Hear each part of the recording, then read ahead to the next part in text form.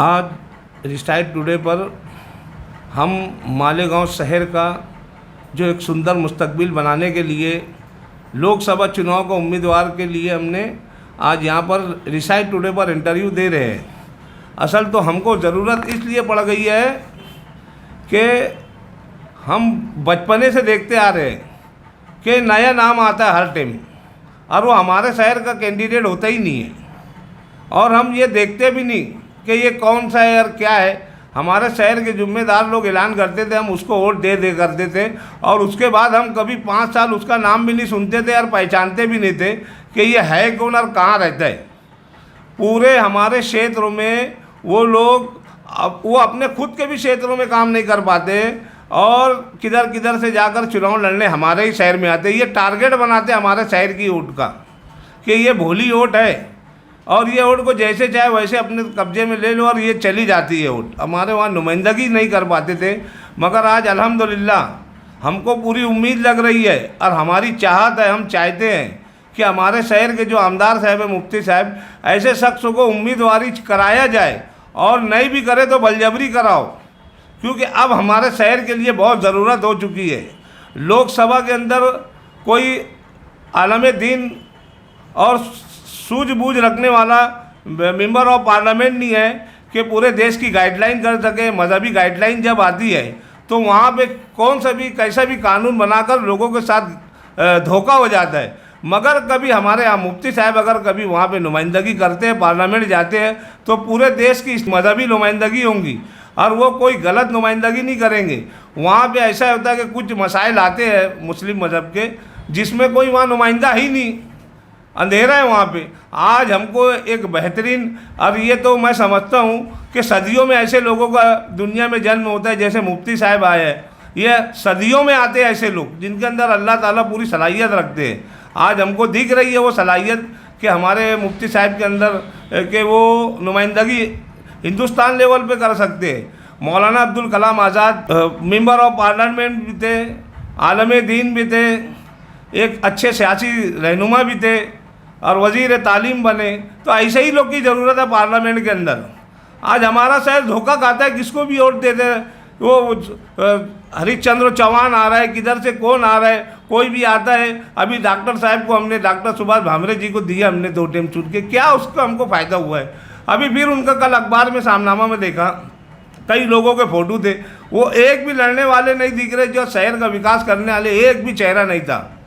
आज हमारे जो लड़ने वाला चेहरा है, जो नुमाइंदगी कर सकता है, जो शहर का विकास कर सकता है, ऐसे लोगों का बोलने का मतलब कि पेपर में डिक्लेयर भी नहीं करते। मगर खैर कोई बात नहीं है, वो हम अच्छे ढंग से मैदान में लाएंगे साहब को और उनको लड़ाएंगे। हम हार जीत से डरेंगे नहीं, और इंशाअल्लाह अगर मुत्तहिद हो के सभी धर्म के लोग अगर कभी लड़ते हैं, सभी धर्म के लोग साथ देते हैं, तो आसान है हमारे लिए और सबका काम होगा।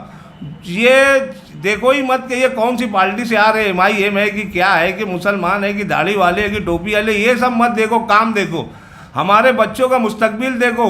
और ये हमारे पूरे क्षेत्रों में काम करेंगे। कुछ चेहरा देखकर, शहर देखकर काम करने वाले उम्मीदवार नहीं है। हमारी यही अपील रहती है कि तुम एक अच्छा उम्मीदवार हमारे शहर के लिए दो। आज हमारा जो 114 आउटर हल्का है, सेंट्रल 115 हल्का है, और धुलिया और बाकी दीगर जो शहरों के अंदर जो सेकुलर वोटें हैं, जो विकास चाहती है, उनके बच्चों का मुस्तकबिल चाहती है, ऐसे लोग मुफ्ती साहब को बिल्कुल छोड़ेंगे नहीं।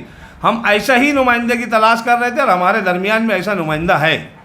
तो हमारी यही सोच विचार है कि महाराष्ट्र के अंदर ये ऐसा ही होता है कि जो क्षेत्रों में उम्मीदवार डालते वो मराठा डालते हैं। तो हम भी मराठा ही लोग हैं ना, महाराष्ट्रियन बोलो तो मराठा।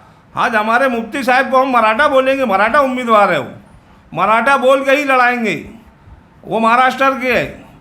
और हमारी ये चाहती रही है कि उम्मीदवार की जो विश्वास होता है, और विश्वास वाले ही कैंडिडेट ये है हमारे दरमियान में। विरोध जो होता है गांव के अंदर, वो अपनी जगह है, हम सबको इकट्ठा करेंगे। और अब शहर के तमाम पार्टी को यही हमारी अपील है कि भाई ये अच्छा मौका मिला है, हम आपस में जो है करते रहेंगे, मगर आज सब मुत्तहिद हो जाओ, मुत्तहिद होकर हमारी सीट को निकालो।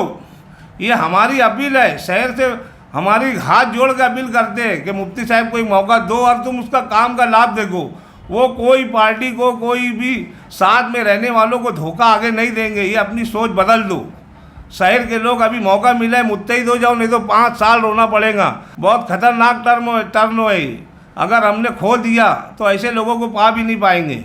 तो यही हमारी शहरियान से अपील है। तमाम बुनकर बिरादरी है, किसान लोग हैं, हमारे दलित भाई है, सभी समाज धर्म के लोग, हमारे मराठा समाज के लोग हैं, सभी लोग मिलकर मुफ्ती साहब की ताकत दो और मुफ्ती साहब को सांसद बनाओ और उनको कामयाब करो। यही हमारी ख्वाहिश है। और हम चाहते हैं कि मुफ्ती साहब को हम बैठने ना दें, सब मिलकर शहर की आवाम बिल्कुल उनके साथ कदम से कदम मिलाओ और ताकत में चुनाव लड़ाओ।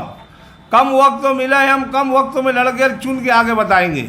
ये काम जब होगा जब शहर की आवाम हमारा साथ देंगी, हम सब एक साथ मुत्तहिद होंगे, तब ही हम लोकसभा के अंदर मालेगांव शहर का उम्मीदवार डाल सकते हैं। अगर वो नहीं भी बोलते लड़ने के लिए, तो हमको लड़ाना है, हर हालत में लड़ाना है, विकास करना है शहर का, हमारी तालीमी मैदान मजबूत करना है, सनती कारोबार, छोटा बड़ा बिजनेस है, सबको मजबूत करना है। हर सरकारी डिपार्टमेंट के अंदर जितने भी छोटे बड़े कामकाज है उसको आसानी से कैसे हो, उसके लिए हमारा अगर कैंडिडेट पार्लियामेंट में जाता है तो हर काम हम आसानी से कर सकते हैं।